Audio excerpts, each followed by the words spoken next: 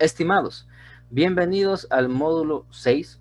Este módulo es el último en lo que respecta a la capacitación para conductores de vehículos que transportan materiales peligrosos. Y básicamente este módulo hace referencia a temas de seguridad y salud en el trabajo. Lo que vamos a observar nosotros el día de hoy a través de esta presentación es conocer sobre la exposición, los tipos de exposición, las vías de exposición, el equipo de protección personal que se usa en el caso de accidentes con materiales peligrosos y un tema gráfico referente a la descontaminación del equipo de protección personal. Entonces, ¿qué entendemos por exposición? Pues la exposición viene a ser el medio en el cual nosotros estamos involucrados y nos está circundando, es decir, el medio que nos rodea. Si nosotros estamos sentados en la oficina, o estamos sentados en nuestro vehículo y tenemos el sol bien fuerte que está directo en nuestro brazo, en nuestra piel, directo, y no usamos bloqueador solar, eso significa que nosotros estamos expuestos a los rayos del sol. Esa es la exposición. Es decir, estar en contacto con lo que nos rodea, estar expuestos, en otra palabra. Todas las sustancias químicas penetran nuestro cuerpo de alguna manera y es por eso que nosotros queremos explicarles cuáles son las vías de exposición al cual usted se enfrenta cuando maneja materiales peligrosos. Recordemos que el agente tóxico que ingresa a nuestro organismo puede llegar a la sangre y todo eso causar síntomas y signos de una intoxicación. ¿Cuáles son las vías de exposición? Es decir, ¿por dónde nos contaminamos? Nosotros tenemos la vía respiratoria, que es la vía principal. Si nosotros estamos en un lugar cerrado y empieza a, por ejemplo, el caso típico que pasa en muchas ciudades, liberarse el gas de cocina. ¿Qué es lo que pasa?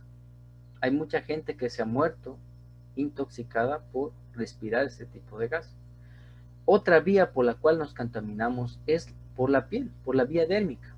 Y esta es la que más se da en trabajadores que están manipulando materiales peligrosos. La vía digestiva, esta es la más común. ¿Por qué es la más común? Porque básicamente pasa inadvertida, ¿no?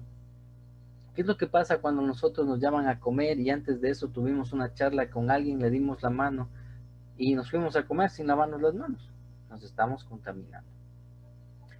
También otra vía de contaminación es por los ojos, por la mucosa de los ojos. Y otra vía se le conoce como vía parenteral, que básicamente viene a ser la contaminación o la infectación de una herida que ya la tenemos. Los signos y síntomas de intoxicación, una vez que la sustancia química o el agente tóxico ha ingresado a nuestro organismo, ya sea por diferentes de las vías que hemos visto, pues nuestro cuerpo nos va a avisar de alguna manera. Nuestro cuerpo es una máquina perfecta, ¿no? Por ejemplo, cuando nos duele el estómago, cuando tenemos acidez, cuando tenemos náuseas, vómitos, diarrea, cuando tenemos pérdida del apetito, dolor de estómago, flatulencia, esos son signos y síntomas. Incluye aquí la temperatura, de que algo está pasando en nuestro organismo, que nos hemos intoxicado. Efectos de las sustancias químicas. Cuando una sustancia química o la persona esté expuesta a una sustancia química, se pueden tener dos efectos, un efecto local y un efecto sistemático.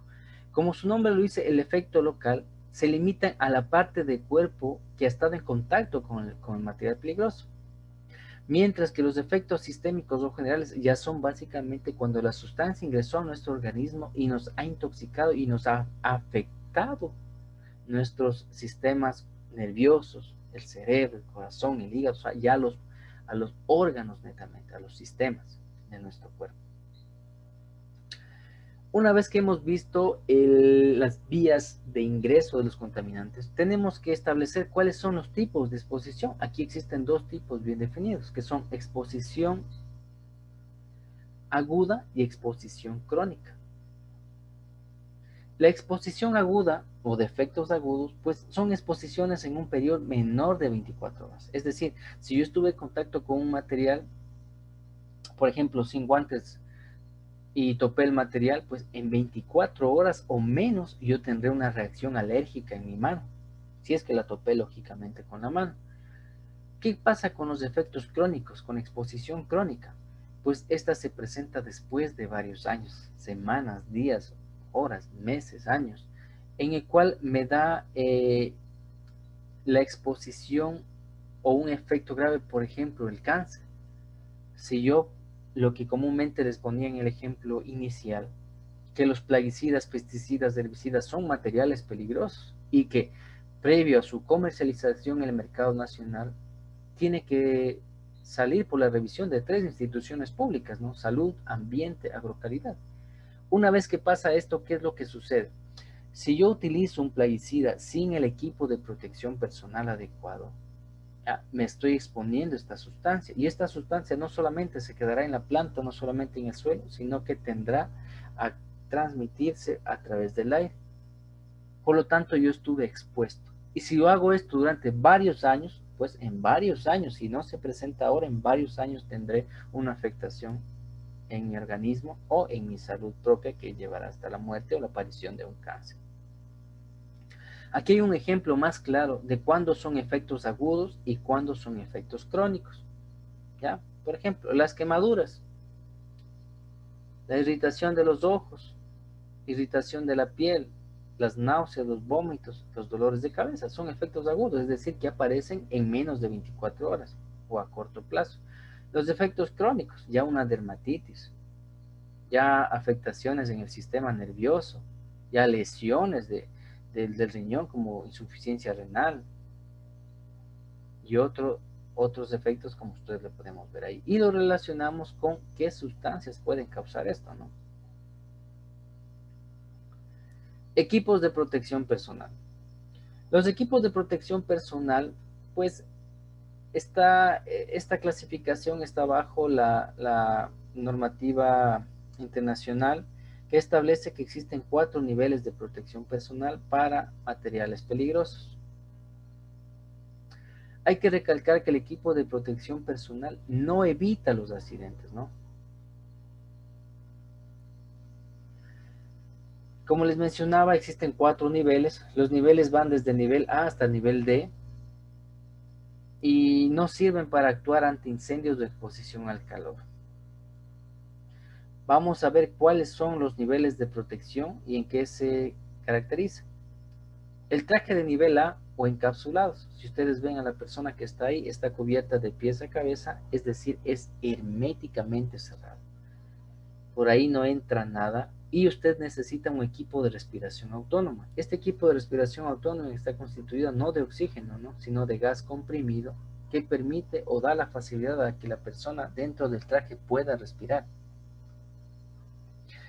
Los trajes de nivel 2, dice, utilizados para salpicaduras. Estos no son herméticos, quiere decir que si por ahí existe un gas, pues simplemente estos harán de alguna manera, si no se cuida o no se usa correctamente este EPP, pues una afectación a la persona.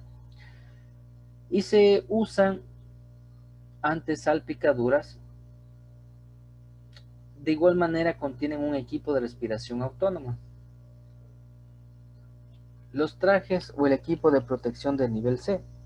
Estos no son herméticos. Si ustedes ven aquí, ya no tiene un equipo de respiración autónoma, sino que tiene ya solamente una full face. Y se usan cuando existen condiciones de buena ventilación, ¿no? El equipo de protección D es el equipo más simple. Es cuando no hay o no va a haber un trabajo directo con materiales químicos, ¿no? Es el que comúnmente usamos en todas las empresas. Gafas, gorro, rejeras, ropa de seguridad, zapatos de frío, guantes. ¿Qué podemos resumir de todo esto? Primero, que el equipo de protección que no me da seguridad ante eventos químicos, ante ya probabilidades de sustancias químicas tóxicas con las que yo trabaje, es el equipo de protección D. Ese es el más sencillo. Y el equipo de protección A, pues es un equipo de alta protección. A continuación, como yo les mencionaba en un principio, cuando vimos las zonas de trabajo en accidentes con materiales peligrosos y los niveles de competencia para atenderlos, vamos a observar para qué se utiliza la zona tibia. ¿Se acuerdan que la zona tibia les mencionaba que era una zona en la cual estaba direccionada para la descontaminación del equipo de protección personal?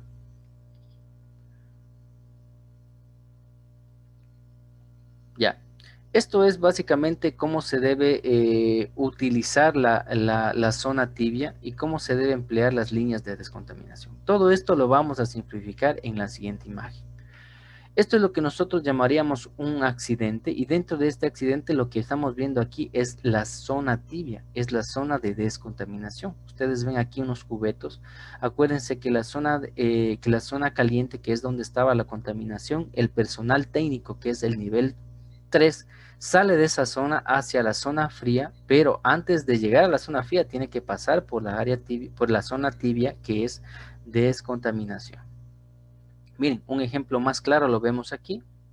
Personal en la zona caliente, son los técnicos, salen hacia la zona fría. Recordemos que la zona fría es la zona de apoyo a estas dos zonas, y sale por el proceso de descontaminación, ¿no?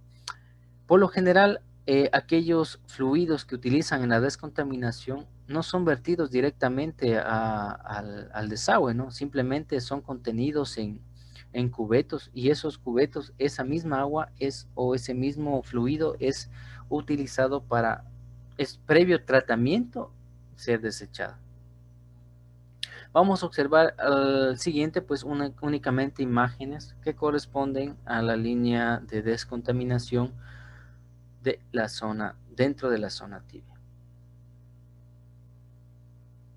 Observamos a la gente que le está descontaminando, ¿no? Esto es en otro lugar, es el mismo procedimiento. Incluso los materiales, si les ven aquí, son sujetos a procesos de descontaminación.